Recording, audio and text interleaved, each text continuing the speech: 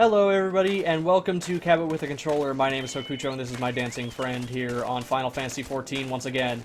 There was one thing that I was requested to look at, and that was how materia is broken down and socketed. So, I'm going to show that off just really quick.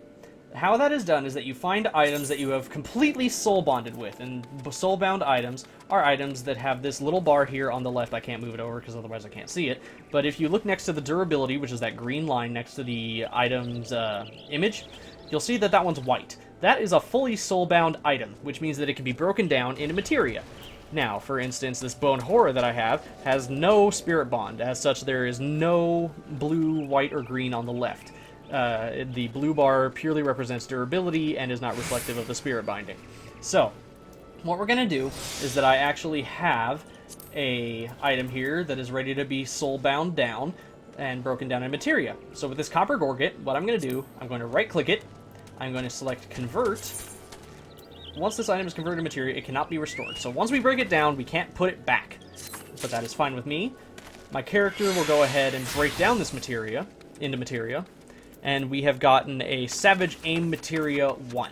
So, what we're going to do with that, if I have any items on hand, we are going to go ahead and socket it into this Velveteen Robe. So we're going to select Meld. It'll bring up a menu.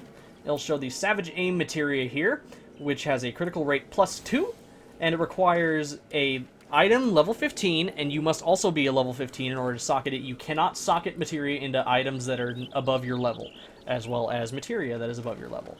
And it requires one thing of grade 1 carbonized matter. So, we're going to put this in here, and when we're going to put it in there, we have a 100% chance, and that's just because it's the first piece. You're not overstacking, which is something you learn in a quest later on in the game. You'll also learn how to do this, by the way, in a story beat quest, so don't worry about finding it specifically. You'll learn it eventually. But you do need to require a level 20 Disciple of the Hand that is not a culinarian, just so you know. So, we have the Savage Aim Materia here, we have the item that we're going to socket into, we have open available item slots, and then we're going to use one fragment of grade 1 carbonized matter for a 100% chance, which is 0% chance of failure. We hit Meld,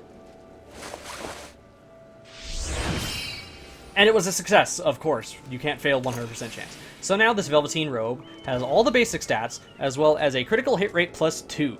Now, something I want to mention, and then we'll show it on this Double Vestive Gathering here, is that I have a red dot there, and that is over using more materia than what the slots allow. You need a special mission for that, which you go and talk to the same guy at the Cauldron, and you can basically force materia into an item.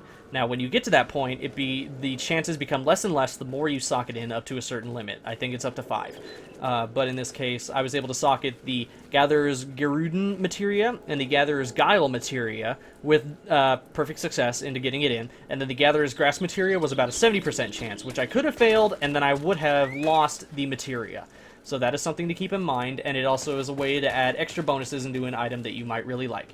So, with all of that in mind, that was my special materia-based instructional video, and I will see you guys in the next videos.